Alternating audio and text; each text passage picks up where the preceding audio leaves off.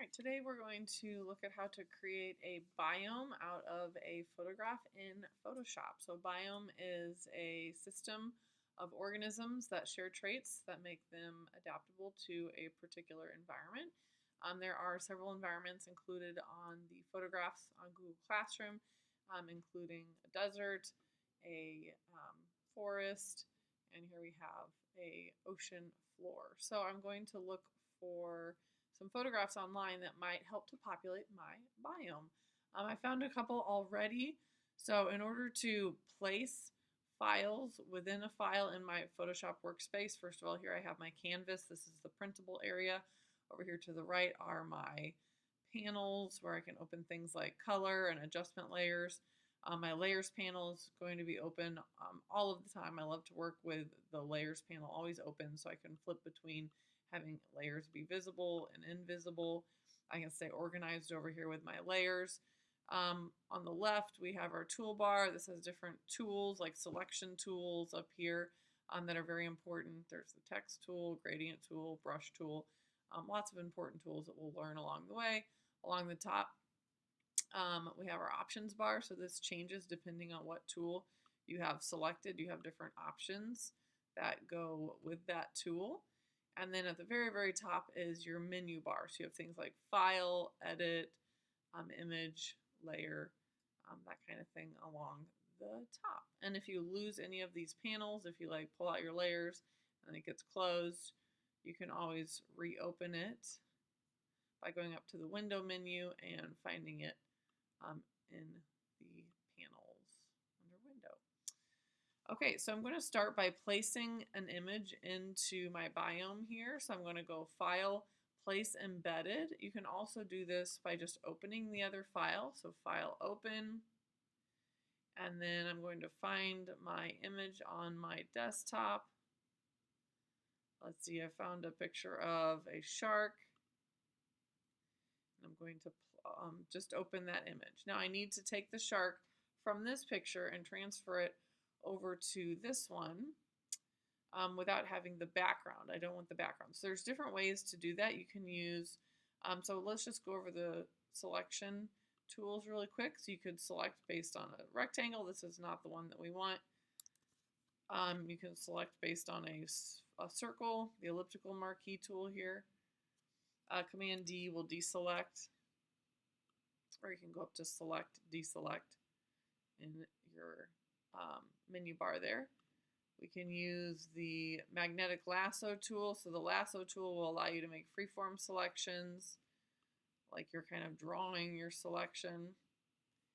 And the magnetic lasso will go around your shark. Oops, so that one, I'm not being very careful, but that finds the edge of contrast. Boop, boop, boop. Then we go all the way around theoretically and get a pretty nice selection. Hit enter when you're done with that. Command D to deselect. I like the quick selection tool. I think it's easy to use. It kind of paints your selection so it finds similar pixels up to that edge of contrast. So select with that. And then the other option that I think works really well. So there I have a pretty good selection. If you ever make a selection and it's really good, you like it, but you might need to modify it, you can always like say I selected too much. Whoops, I got part of the background. You can hold down the Option key and it toggles from add to selection to subtract from selection. And then you can get rid of that part that's kind of hanging off, that's extra complicated that we don't want of the background. Now, if you want to save your selection, you can come up to select and then go down to save selection, give it a name, shark, and then I can always go back. So if I, whoops, lost that selection, I can go to select, load selection, I can get it back. So that's an easy way to work with selections as well. Now I think that one of the easier tools to use, we have the magic wand as well. This will select based on color. So I'm kind of adding to my selection each time I click, but it doesn't do a perfect job. Notice there's other colors that are similar that it's selecting. So that would be more if you have like a simple background. So if I were to go and find an image like this with my clownfish on it. Let's just let's find one that's not for sale.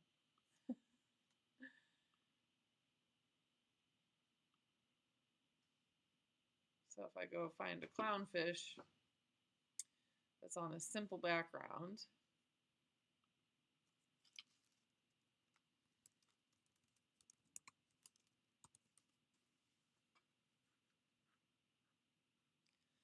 oh, and of course all these are not simple. Here we go. That one has some white on it. So you kind of have to search for the right image if you want one that is easy to select. Here's one that's pretty easy to select. So I'm going to, I can copy an image, I can paste it right into my biome here, Command V. And now to select the background, I click with just the magic wand tool and I can hit delete to get rid of that background. Now notice it didn't do a perfect job because that was the same color as the background. So I might do Command Z, go back in time, and then subtract this part from my selection. Oh, well, I already did. Command Z, go back in time, subtract from my selection. All right.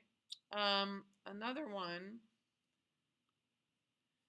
that is a good selection tool is the object select tool. So here you just click and drag around what you want selected, and it will select it for you. Just to think about it for a minute. Or a long time. I have the spinning wheel of death. So once this is selected, I'm going to take the shark from this image and see how easily that selected it for you. It's kind of like an AI tool that Photoshop has in order to speed up the selection process. So I'm going to edit copy and then edit paste. I'm going to delete this clownfish layer because it didn't work very well. Delete. Edit paste. And then it's too big, so I need to do Command T or edit transform. That'd be how to get there from the menu. And if you hold shift, it'll constrain the proportions. Okay, here we have a big old shark. You can make him smaller. But after you make something small, you don't want to then like make it bigger because it's going to lose pixels. It adjusts to whatever size pixels your document is. So if you then try and make it bigger, you'll see those pixels. So make it, resize it once. Okay, so here we have one shark. Maybe you want more than one shark. If you want to make a copy of it, you hold down Option and drag to make a copy, or there's always 2 or 3 ways to do anything in Photoshop. You drag it down to the little plus sign button and drag it out. Maybe flip it. So you can go edit, transform, and then flip, let's say vertical.